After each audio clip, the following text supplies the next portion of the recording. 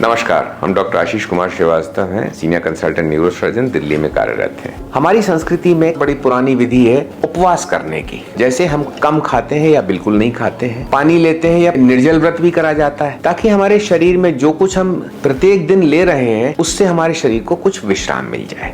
इसी प्रकार से एक और विधि कहलाती थी कायाकल्प। कायाकल्प में क्या करा जाता है कि आप कोई एक वस्तु से अपने शरीर में अपनी क्षुधा या भूख को शांत कर लेते हैं, बाकी चीजें नहीं खाते। वो एक तरीका है जिससे हमारे शरीर में शुद्धिकरण होता है या डिटॉक्सिफिकेशन होता है। तो डिटॉक्सिफिकेशन माने शरीर से जहर को बाहर करना या अंदर ना आने देना। अब इसी में हम बात कर रहे हैं शरीर की, लेकिन हमारा मस्तिष्क सदैव काम करता रहता है। यहाँ तक कि सोते हुए भी हमारे मस्तिष्क का काम करना बंद नहीं होता है। लेकिन जैसा मैंने कहा, आज के संदर्भ में बदल गई हैं चीजें। आप 2 मिनट सोच के देखें कि आप दिन भर में कितना ज्यादा प्रयोग करते हैं डिजिटल चीजों का, ईमेल का, सेल फोन का, कंप्यूटर का। कुछ ऐसे काम आ गए हैं कुछ कार्यों में तो जो नई पीढ़ी है वो 8-8, 10-10 घंटे जो है कंप्यूटर के सामने बैठे रहते हैं। तो ये तो अति हो गई ना। ये हमारे मस्तिष्क के ऊपर, हमारे दिमाग पे एक प्रहार है और इस प्रहार के दुष्प्रभाव होने आवश्यक है। क्या होता है, हमारे हर शरीर के हर हिस्से को, हर अंग को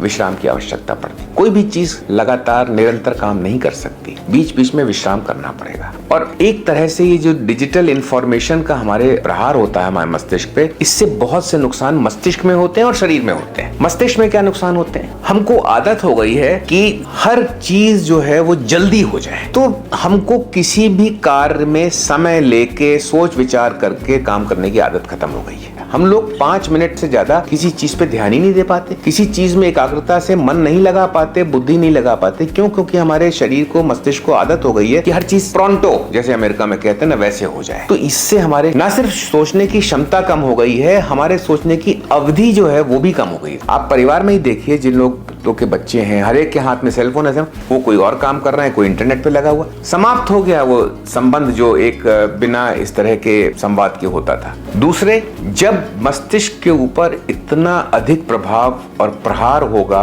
डिजिटल इंफॉर्मेशन का, तो क्या होगा, हमारा एक तरह से सैचुरेशन होकर दिमाग काम करना बंद कर देगा। और इसी तरह से जब इतना मस्तिष्क के ऊपर प्रहार होगा तो आप क्या सोचते हैं कि आपको नींद आएगी ठीक से? फिर आप जगते रहेंगे, फिर आप दोबारा से जब जग रहे हैं तो सेलफोन ले लेंगे। इससे बचे कैसे? तब हमको याद करना चाहिए कि कैसे हम लोग व्रत करते थे, कायाकल्प करते थे। तो हमको इन चीजों से कुछ समय के लिए छुट्टी ले लेनी चाहिए। इसी को डिजिटल डिटॉक्सिफिकेशन कहते हैं। और ये कार्य करने में शुरू में कुछ परेशानी आएगी, लेकिन प्रयास करना आवश्यक है। और अपने स्वयं के स्वास्थ्य के लिए डिजिटल डिटॉक्सिफिकेशन एक अति आवश्यक क्रिया बन गई है। धन्यवाद।